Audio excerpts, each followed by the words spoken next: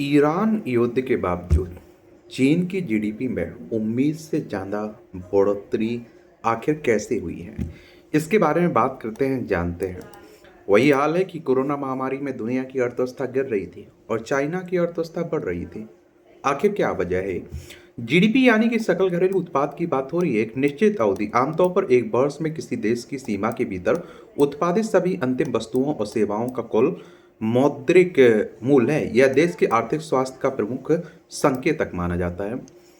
तो चीन की अर्थव्यवस्था साल 2026 के शुरुआती 3 महीनों में उम्मीद से ज्यादा गति से आगे बढ़ी है। हालांकि इस दौरान अमेरिका इजरायल के ईरान से युद्ध की वजह से दुनिया भर के देश प्रभावित हुए हैं। आधिकारिक डेटा के मुताबिक जनवरी से मार्च तक चीन की जीडीपी में पिछले साल की तुलना में 5% की बढ़ोतरी हुई है।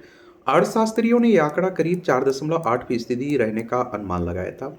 और ये पहला मौका है जब चीन ने पिछले महीने अपने एनुअल इकोनॉमिक ग्रोथ टारगेट को घटाकर 4.5 से 5% की सीमा में करने के बाद आधिकारिक जीडीपी के आंकड़े जारी किए हैं। यह 1991 के बाद से चीन का सबसे कम ग्रोथ टारगेट है।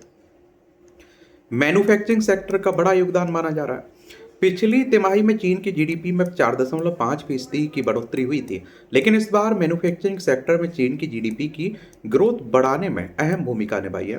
हालांकि इस बीच दुनिया की दूसरी सबसे बड़ी अर्थव्यवस्था पर प्रॉपर्टी में निवेश में गिरावट का दबाव लगातार बना हुआ है।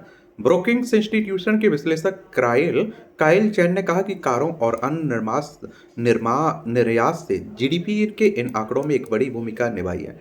चाइना हमारा पड़ोसी है। आप देख रहे हैं, लद्दाख, हिमाचल प्रदेश, उत्तराखंड, सिक्किम, अरुणाचल प्रदेश, 5 राज्यों की सीमा लगती है। चैन ने कहा कि हालांकि अभी ईरान युद्ध के पूरे प्रभाव का पता लगना बाकी है, अगली तिमाही में जीडीपी के आंकड़ों में इस तनाव की वजह से गिरावट देखने को मिल सकती है। चीन के ताजा जीडीपी टारगेट इकोनॉमिक ऑब्जेक्टिव मार्च में घोषित हुए नए 5 ईयर प्लान के तहत बताए गए हैं। अर्थव्यवस्था को नया रूप देने की कोशिश। चीन ने इनोवेशन, हाईटेक इंडस्ट्री और घरेलू खर्च को बढ़ावा देने के प्रयासों में भारी निवेश करने का भी वादा किया। सत्ताधारी कम्युनिस्ट पार्टी देश की अर्थव्यवस्था को नया रूप देने की कोशिश कर रही है। एक कम खपत, घटती आबादी और लंबे समय से चले आ रहे प्रॉपर्टी संकट सहित कई समस्याओं से जूझ रही है। चीन को ईरान युद्ध की वजह से ऊर्जा संकट का भी सामना करना पड़ रहा है। इसके अलावा वैश्विक व्यापार से जुड़े तनाव, ट्रंप की टैरिफ नीतियां भी इस संकट की वजह है। चीन को इस समय अपने ज्यादातर सामानों पर 10% अमेरिकी टैरिफ का सामना करना पड़ रहा है। हालांकि अमेरिकी वित्त मंत्री स्कॉट बेसेंट ने मंगलवार को कहा कि जुलाई की शुरुआत तक इन शुल्कों को उन स्तरों पर वापस लाया जा सकता है जो सुप्रीम कोर्ट के कई आयात करों को रद्द किए जाने से पहले लागू थे। अमेरिकी राष्ट्रपति डोनाल्ड ट्रंप के मई में राष्ट्रपति शी जिनपिंग से चीन में मुलाकात करने की उम्मीद है। मंगलवार को चीन ने मार्च महीने के एक्सपोर्ट के आंकड़े जारी किए और इनसे पता चला कि ग्रोथ में तेजी से गिरावट आई है और इसकी वजह है कि संघर्ष के कारण महंगाई बढ़ गई और लोगों का खर्च कम हो गया। मार्च में चीन का आयात भी बढ़ा है, ये भी कहा जा रहा है। जनरल एडमिनिस्ट्रेशन ऑफ कस्टम्स के मंगलवार को जारी आंकड़ों के मुताबिक पिछले महीने चीन के एक्सपोर्ट की ग्रोथ तेजी से घटकर 2.5% रह गई, जबकि पिछले साल इसी समय यह ज्यादा थी। पिछले 6 महीनों में एक्सपोर्ट की ग्रोथ का सबसे निचला स्तर है। इससे पहले जनवरी और फरवरी के कुल एक्सपोर्ट में पिछले साल के मुकाबले 20% से ज्यादा की बढ़ोतरी हुई।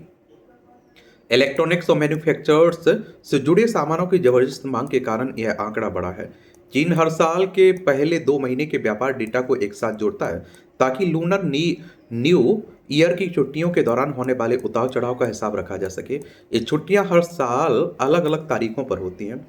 कस्टम डेटा के अनुसार मार्च में चीन का आयात भी लगभग 28% बढ़ा और इसके चलते चीन का मासिक ट्रेड सरप्लस यानी उसका निर्यात उसके आयात से कितना ज्यादा है, $50 अरब से थोड़ा ज्यादा रहा। लेकिन बीते एक साल में ये सबसे कम मासिक ट्रेड सरप्लस का आंकड़ा है। ऑस्ट्रेलियन नेशनल यूनिवर्सिटी में इकोनॉमिक्स के लेक्चरर एक्सी याओ को जो के मुताबिक एक्सपोर्ट की कीमत में बढ़ोतरी की बजाय ईरान युद्ध के चलते दुनिया भर में लागत में हुई वृद्धि हो सकती है। ईरान युद्ध का चीनी निर्यात पर क्या असर पड़ सकता है? तो ईरान की उन जहाजों के खिलाफ धमकियों के कारण जो शिपिंग के लिए अहम हॉर्मुज स्ट्रेट का इस्तेमाल करने की कोशिश करते हैं, कच्चे तेल की कीमत बढ़ गई है। साथ ही इससे बनने वाले सामान जैसे प्लास्टिक की कीमतें भी बढ़ गई हैं। जापान और दक्षिण कोरिया जैसी दूसरी बड़ी एशियाई अर्थव्यवस्थाओं के मुकाबले चीन खाड़ी देशों से मिलने वाले तेल पर कम निर्भर है। जापान और दक्षिण कोरिया पर इस संकट का गहरा असर पड़ा है, लेकिन चीन में पेट्रोल महंगा होता जा रहा है। जेट फ्यूल की कीमतें बढ़ने के कारण कुछ चीनी एयरलाइंस ने अपनी उड़ानें कम कर दी। वो कहते हैं कि अगर इस संघर्ष के कारण बड़ी की हुई कीमतों की वजह से दुनिया भर के उपभोक्ता खर्च करने में कम दिलचस्पी दिखाते हैं, तो इस युद्ध का असर चीन के एक्सपोर्ट पर पड़ सकता है।